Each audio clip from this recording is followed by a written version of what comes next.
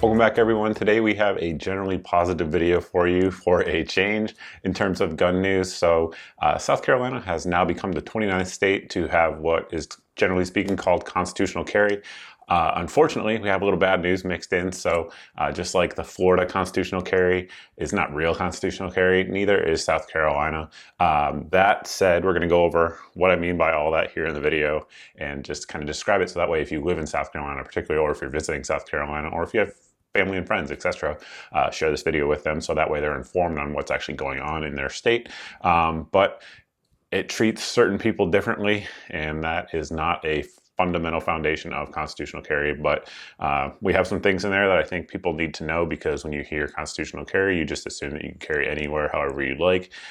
In an ideal world, that would be how it is, and that's probably still true for about 95% of instances in South Carolina, but not all, as we will get to here in just a second. I should also mention that the majority of the issues that I have and many others share who are pro-freedom, pro-liberty have come from an amendment that was put in by Senator Massey in South Carolina. So he covers basically from like Lexington, South Carolina, all the way west out to like Augusta. That's his area, his district. So if you guys are from there or know people there, you definitely want to primary that guy, because he absolutely is a rhino and does not believe in the Second Amendment. So with that said, let's get into the actual bill. So there's a few things, again, I just want to point out, and I kind of have them listed out here. So there still are prohibited areas. So what are those areas? Well, let's check them out.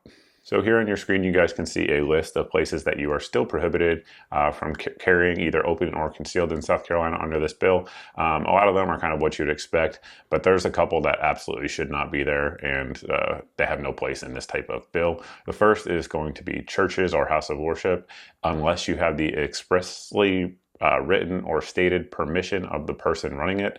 The next big one is medical facilities and hospitals. So most states out there that have constitutional carry allow you to carry in your doctor's office. I carry in my doctor's office every time I go in there, and this bill prohibits it, makes it a crime. Additionally, they still have sign provisions, so places with certain signs under certain conditions.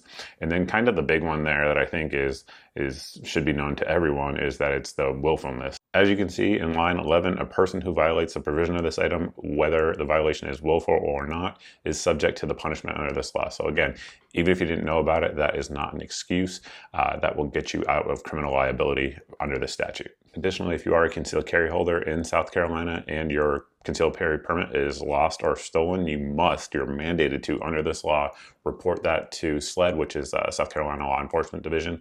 Report that to them within 48 hours.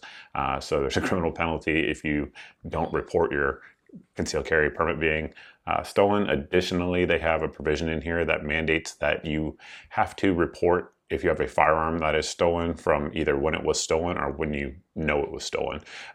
Generally speaking, I would say that if you have your firearm stolen, you should report it, right? I think most folks agree with that. However, having a criminal penalty for not doing so is certainly not in line with the Second Amendment. Additionally, if you don't do so, then you are committing a crime. So they're going to send armed men with guns to your house because you didn't tell them that your firearm was stolen.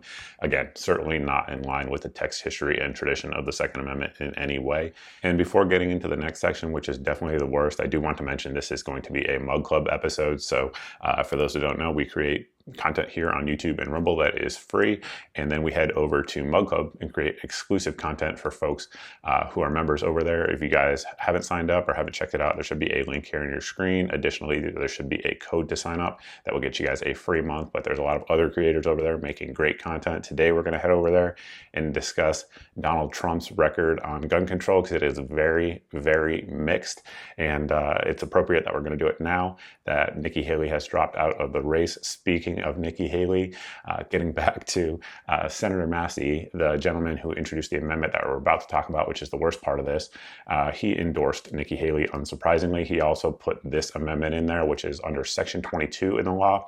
And basically what it does is it creates a 14th Amendment violation by creating two different classes of citizens. So the text should be here on your screen. But long story short, say you find yourself in South Carolina in a self-defense situation, or at least what you perceive to be a self-defense situation.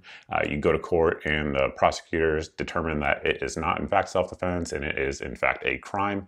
And whatever you did leading up to that moment, you were concealed carrying a firearm. So if you do not have a concealed carry permit, then you will be you will rather have an additional 3 years added onto your sentence automatically if again, the crime was committed and you didn't have a concealed carry permit, where if you did the exact same thing and there was no other difference in terms of the elements of the crime, that additional 3 years would not be added on to your sentence, which is crazy. So again, that is a clear violation of the 14th Amendment by creating different classes of people for criminal law.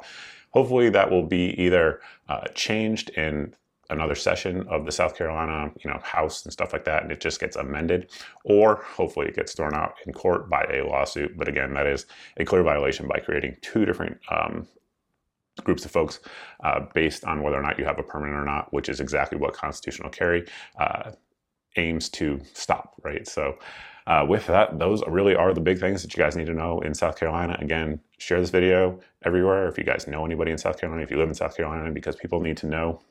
Again, there's a whole bunch of prohibited places still, some crazy ones that definitely shouldn't be prohibited.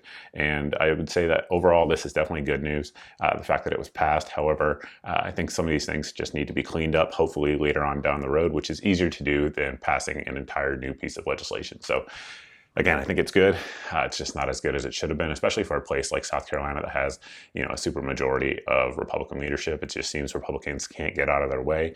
Speaking of Republicans not getting out of their way, again, this is the 29th state now to have constitutional carry or some version of it. The next most logical one is North Carolina, just north of there, where Republicans have a super majority in the legislature, where right now North Carolina has a Democrat governor, but the majority is so large in the legislature that they can override all of his vetoes. So we've done videos in the past on North Carolina trying to get constitutional carry passed, and they couldn't get out of their way, just like South Carolina almost did in this instance. So hopefully we're going to get the folks in North Carolina to move over that line this year going forward. So again, good news overall. But with that, we're going to close the video out here on YouTube and Rumble. If you guys like this video and you're not subscribed, make sure you hit the subscribe button, hit the notification bell.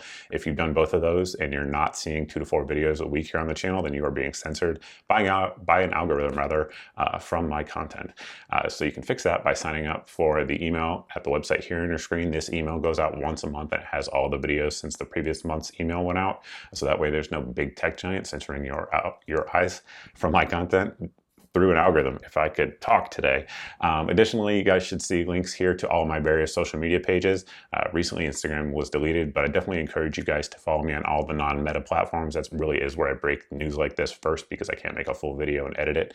I can just make a post on social media to keep you guys in the know. We also post good deals on things that you might be interested in if you follow this channel. So guns, ammo, optics, accessories. And those are also in my daily deals email that you can sign up for here at the website on your screen. This email goes out every day, as the name indicates, and it has 8 of the best deals that we find around the internet on things like that: guns, ammo, optics, accessories. If it is in that email on that particular day, it's the cheapest I know of anywhere on the internet, because I've already done the price comparisons for you. So hopefully it saves you guys some time and some money. There's also a good meme in there that everyone seems to like, so you can sign up just for the meme. I will allow that as well. And with that, we're going to close the video out here on YouTube and Rumble. We're going to head over to Mug Club and discuss Donald Trump's mixed record on gun control. We'll see you over there.